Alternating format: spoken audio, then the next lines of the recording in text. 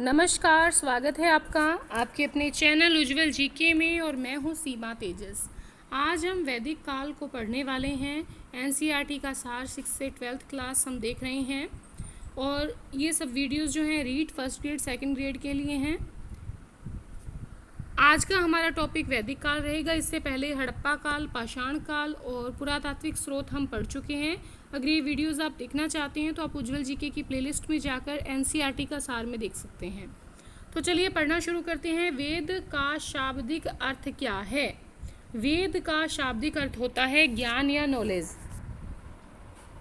Next है, सर्वाधिक प्राचीन वेद कौन सा है?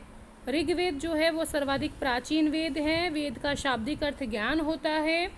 आर्य शब्द जो है वो श्रेष्ठ वंश को इंगित करता है। वेद का शाब्दिक अर्थ ज्ञान, सर्वाधिक प्राचीन वेद ऋग्वेद और श्रेष्ठ वंश को आर्य शब्द इंगित करता है। नेक्स्ट है, ऋग्वेद में कुल कितने मंडल और सूक्त हैं? 10 मंडल है ऋग्वेद में और 1028 सूक्त हैं। 1028 सूक्त हैं और 10 मंडल हैं ऋग्वेद में। त्रयी नाम 3 वेदों के लिए प्रयुक्त हुआ है, जिसके अंतर्गत ऋग्वेद आ जाता है, सामवेद आ जाता है और यजुर्वेद आ जाता है। ठीक है, 3 वेदों के लिए त्रयी नाम प्रयोग में लाया गया है। यज्ञ संबंधी विधि विधानों की जानकारी किस वेद से प्राप्त होती है? यजुर्वेद से यज्ञ संबंधी जो विधि विधान है उनकी जानकारी प्राप्त होती है। 4 वेदों में से किस में एक जादुई माया और वशीकरण का वर्णन मिलता है? तो जादुई माया और वशीकरण का वर्णन जो है वो प्राप्त होता है हमें अथर्ववेद से। उपनिषद किस परंपरा पर आधारित है? तो भारतीय दर्शन परंपरा पर उपनिषद आधारित है। ऋग्वेद का कौन सा मंडल पूर्णतः सोम देवता को समर्पित है?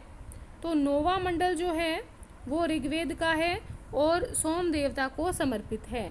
उपनिषद प्राचीन भारतीय दर्शन परंपरा पर आधारित है और जो अथर्ववेद है उसमें जादुई माया और वशीकरण का वर्णन मिलता है। नेक्स्ट है, आध्यात्म ज्ञान से संबंधित नचिकेता और यम का संवाद किस उपनिषद से प्राप्त होता है?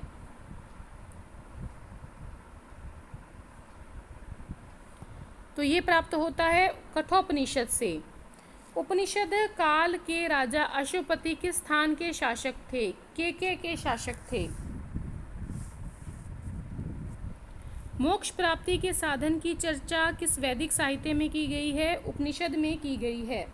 तो देखिए, अध्यात्म ज्ञान से संबंधित नचिकेता यम का संवाद जो है कठोपनिषद में है।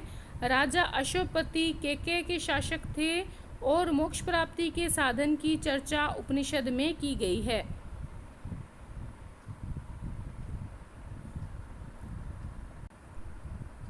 मोक्ष प्राप्ति की जो चर्चा की गई है वो उपनिषद में की गई है। वैदिक नदी अस्किनी की पहचान किस नदी के रूप में की जाती है? चिनाब नदी के रूप में की जाती है। आरंभिक वैदिक साहित्य में सर्वाधिक बार वर्णित नदी सिंधु नदी है। गाय का वैदिक काल में नाम अघन्या था, जबकि राजा का वैदिक काल में नाम गोपा था।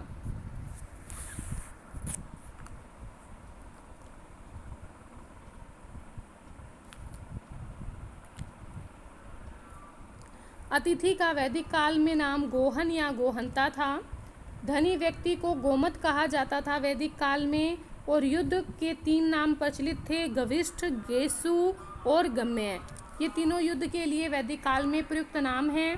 पुत्री को दुहिता कहा जाता था वैदिक काल में। तो अतिथि को गोहंता या गोहन, धनी व्यक्ति को गोमत, युद्ध में को कहा जाता था गेसु, गम्य या गविष्ठ और पुत्री के लिए दुहिता शब्द का प्रयोग जो है वैदिक काल में किया जाता था। अनाज का वैदिक काल में नाम था धान्य। मरुस्थल को धन्व कहा जाता था, जबकि उपजाऊ भूमि का वैदिक काल में नाम उर्वरा था। पशु चारण योग्य भूमि का प्राचीन नाम खिल्य था। देखिए, अनाज को धान्य कहा जाता था, मरुस्थल को धन्व, उपजाऊ भूमि को उर्वरा और पशु चारण योग्य भूमि को खिल्य कहा जाता था। हल से बनी नालियों को वैदिक काल में सीता कहा जाता था। हल से बनी नालियाँ क्या कहलाती थी वैदिक काल में? सीता। कौन सा वेद ऋग्वेद पर आधारित संगीत में ऋचाओं का संकलन है? सामवेद।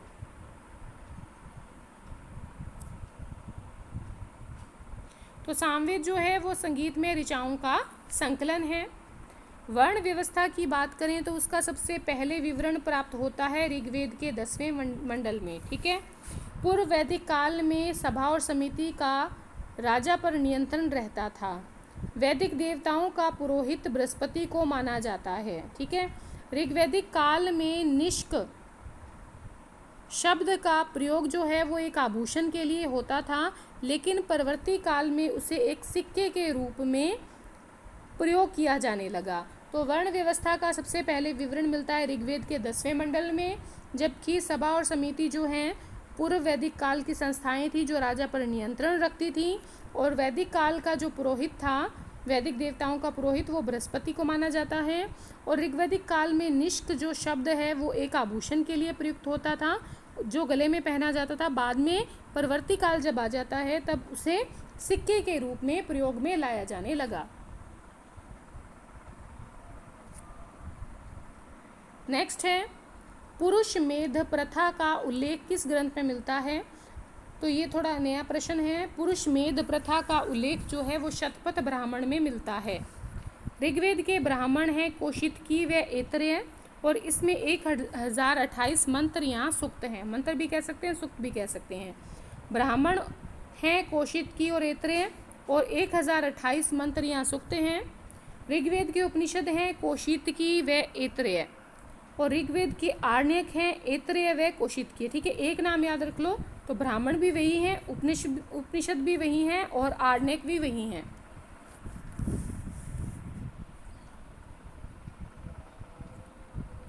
फिर बात आती है ऋग्वेद के अध्येता। अध्येता हैं होत्र, और उपवेद आयुर्वेद माना जाता है। ठीक है। और आयुर्वेद के जो प्रवर्तक थे वो कौन थे? प्रजापति। ठीक है। तो ब्राह्मण, उपनिषद, आरण्यक ऋग्वेद के सेम ही है, कौशितकी ऐतरेय। सूक्तों की संख्या 1028 है। उपवेद जो है आयुर्वेद है ऋग्वेद का, और इसके जो अध्येता हैं ऋग्वेद के वो होत्री हैं, और प्रवर्तक जो हैं आयुर्वेद के वो हैं प्रजापति।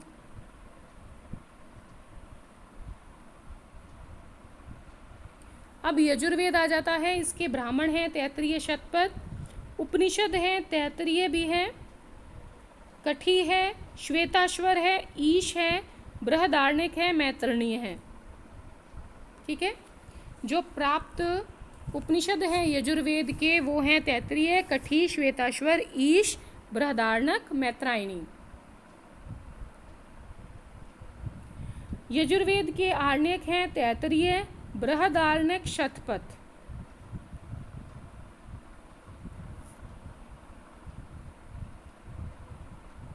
तो यजुर्वेद के ब्राह्मण हैं तैत्तिरीय, शतपथ। उपनिषद हैं तैत्तिरीय, कठिक, श्वेताश्वर, ईश, बृहदारण्यक, मैत्रायणी। आरण्यक हैं यजुर्वेद के तैत्तिरीय, बृहदारण्यक, शतपथ। यजुर्वेद के अध्येता कौन हैं? अथर्वयु हैं। कौन हैं? अथर्वयु।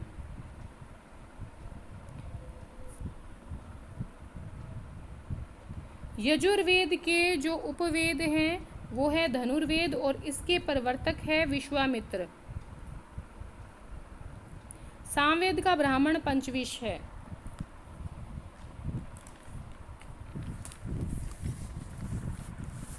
और इसे क्या कहा जाता है? पंचविश को तांड्य ब्राह्मण भी कहा जाता है। तांड्य ब्राह्मण भी एक इसका नाम है, याद रखिएगा। सामवेद के उपनिषद की बात करें तो ये है केन और छांदोग्य, और 1810 इसमें मंत्र हैं। 1810 मंत्र हैं सामवेद में। ब्राह्मण है सामवेद का पंचविश, या जिसे तांडे भी कहा जाता है। सामवेद के उपनिषद है केन, छांदोग्य। सामवेद में सूक्त हैं 1810।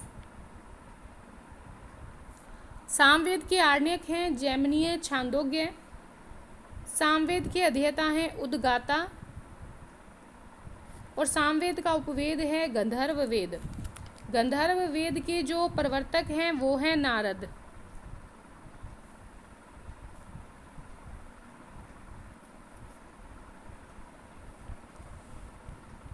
तो सामवेद के आर्णक हैं जैमिनीय छांदोग्य, सामवेद के अध्येता हैं उद्गाता, उपवेद हैं गंधर्व वेद जिसके प्रवर्तक हैं नारद। अथर्ववेद की बात करें तो इसके ब्राह्मण हैं गोपत और इसमें 6000 मंत्र हैं।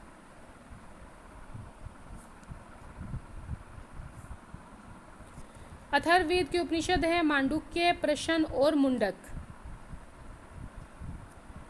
अथर्ववेद के अध्येता हैं ब्रह्म और जो उपवेद है वो है शिल्पवेद, और जो विश्वकर्मा हैं वो इसके प्रवर्तक माने जाते हैं शिल्पवेद के। तो अथर्ववेद का ब्राह्मण गोपत है, 6000 मंत्र हैं गोपत में। अथर्ववेद के उपनिषद मांडुक्य, प्रश्न, मुंडक हैं। अथर्ववेद के अध्येता हैं ब्रह्म। उपवेद हैं शिल्पवेद अथर्ववेद का जिसके प्रवर्तक हैं विश्वकर्मा।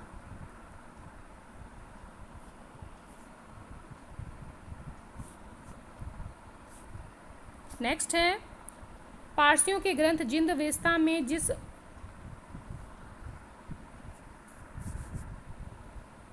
जिस अहुर मजदा आएगा यहाँ पर, ठीक है, अहुर मजदा का वर्णन मिलता है वह असुरों का देवता है। तो पारसियों के ग्रंथ जिंदवेस्ता में जिस अहुर मजदा का वर्णन मिलता है वह असुरों का देवता है। ईरान से भारत में आर्यों के आने की सूचना बोगज कोई अभिलेख से प्राप्त होती है। उत्तर वैदिक काल में किस क्षेत्र को आर्य संस्कृति की धुरी समझा जाता था? अंग और मगध को उत्तर वैदिक काल में आर्य संस्कृति की धुरी समझा जाता था।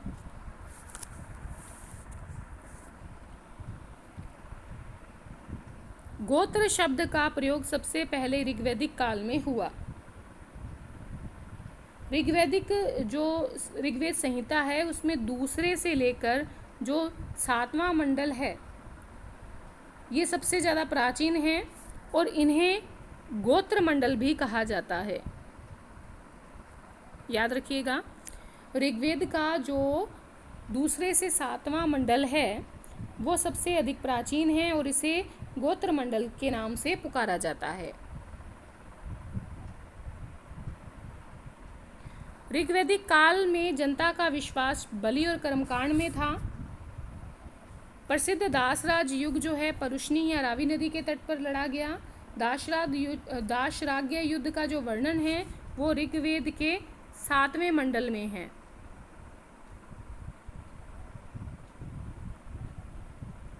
आर्यों के जीविकापार्जन का मुख्य स्रोत जो था वो पशुपालन व कृषि था। ऋग्वेद में यव शब्द जो है वो जौ के लिए प्रयुक्त किया गया है। तो जनता का विश्वास ऋग्वैदिक काल में बलि और कर्मकांड में था। दाशराग्य युद्ध का वर्णन 7वें मंडल में मिलता है ऋग्वेद के। परुष्णी या रावी नदी पर 10 राजाओं का युद्ध हुआ था, दाशराग्य युद्ध। और आर्यों की जीविकापार्जन का मुख्य स्रोत जो था वो पशुपालन कृषि था। यव शब्द जौ के लिए प्रयुक्त हुआ है। वैदिक काल में प्रचलित लोकप्रिय शासन प्रणाली थी वंशानुगत राजतंत्र प्रणाली। आयुर्वेद यानी कि जीवन का विज्ञान का उल्लेख सबसे पहले अथर्ववेद में मिलता है। अथर्ववेद में सभा और समिति जो थी उसको प्रजापति की 2 पुत्रियां कहा गया। ठीक है, किसे? सभा और समिति को। सभा और समिति को अथर्ववेद में प्रजापति की 2 पुत्रियां कहा गया। आयुर्वेद यानी कि जीवन का विज्ञान का उल्लेख अथर्ववेद में है। गायत्री मंत्र का उल्लेख ऋग्वेद के 3रे मंडल में प्राप्त होता है। ऋग्वेद में इंद्र को युद्ध का देवता समझा जाता था। तो वैदिक युग में जो प्रचलित लोकप्रिय शासन प्रणाली थी वो वंशानुगत राजतंत्र प्रणाली थी। आयुर्वेद यानी कि जीवन के विज्ञान का उल्लेख अथर्ववेद में मिलता है। गायत्री मंत्र का उल्लेख ऋग्वेद के 3रे मंडल में मिलता है, जबकि युद्ध का देवता ऋग्वेद में इंद्र को समझा जाता था। पूर्व वैदिक काल के जो आर्य थे उनका सबसे लोकप्रिय देवता इंद्र था। गायत्री मंत्र की रचना विश्वामित्र ने की है। श्रीमद् भगवद गीता मूल रूप से संस्कृत में लिखी गई। सत्यमेव जयते शब्द जो है मुंडकोपनिषद से लिया गया। तो लोकप्रिय देवता था पूर्व वैदिक काल का इंद्र। गायत्री मंत्र की रचना की है विश्वामित्र ने। श्रीमद् भगवद गीता मूल रूप से संस्कृत में है। सत्यमेव जयते मुंडकोपनिषद से लिया गया है। वैदिक काल में द्विज श्रेणी में ब्राह्मण, क्षत्रिय, वैश्य शामिल थे। ऋग्वेद में सरस्वती नदी को सर्वाधिक पवित्र नदी बताया गया है और सरस्वती नदी को नदीतमा कहा गया है और नदियों की माता कहा गया है। ठीक है। वैदिक काल में लंबे समय तक अविवाहित रहने वाली कन्याएं अमाजु कहलाती थी। याज्ञवल्क्य गार्गी संवाद का उल्लेख बृहदारण्यक उपनिषद में मिलता है। चरक संहिता नामक पुस्तक चिकित्सा से संबंधित है। अस्तोमा सद्गम्य वाक्यांश बृहदारण्यक उपनिषद से मिलता है। तो याज्ञवल्क्य गार्गी संवाद और अस्तोमा सद्गम्य वाक्यांश ये दोनों बृहदारण्यक उपनिषद से प्राप्त होते हैं। वैदिक काल में लंबे समय तक अविवाहित रहने वाली कन्या अमाजु कहलाती थी और चरक संहिता नामक पुस्तक चिकित्सा से संबंधित है। वितस्ता नदी का आधुनिक नाम झेलम है। बिपाशा का व्यास, दृष्टवती का घग्गर, कुरभू का कुर्रम,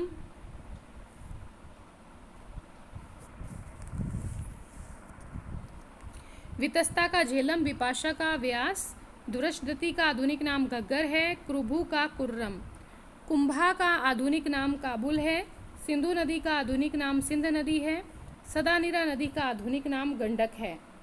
ठीक है। अस्किनी नदी का आधुनिक नाम चिनाब है। शतुत्री नदी का आधुनिक नाम जो है वो शतलज है। ठीक है। तो देखिए,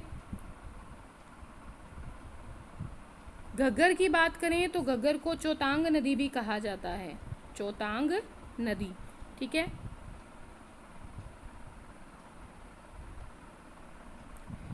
कुरभू नदी का आधुनिक नाम कुर्रम, कुंभा का आधुनिक नाम काबुल, सिंधु का सिंध नदी, सदानीरा नदी का आधुनिक नाम गंडक, अस्किनी नदी का आधुनिक नाम चिनाब, शतुत्री नदी का आधुनिक नाम शतलज और गोमल नदी का आधुनिक नाम जो था वो गोमती, सरस्वती नदी का आधुनिक नाम घग्गर या चौतांग नदी, सुवास्तु का आधुनिक नाम स्वात। ऋग्वेद की मूल लिपि क्या थी? ब्राह्मी लिपि। जीविकोपार्जन के लिए वेद वेदांग पढ़ाने वाले अध्यापक उपाध्यायी कहलाते थे। राजा की उत्पत्ति का सिद्धांत ऐतरेय ब्राह्मण में मिलता है। शुल्ब सूत्र जो है ज्यामिति से संबंधित पुस्तक है।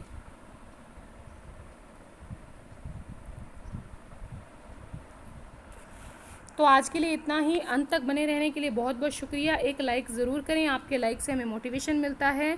वीडियो को शेयर करें अगर आपको वीडियो पसंद आती है और चैनल पर नए हैं तो प्लीज़ चैनल को सब्सक्राइब करके पास के बेल आइकन को ज़रूर प्रेस करिएगा। और अगला टॉपिक हमारा जो होगा वो जैन धर्म से संबंधित होगा।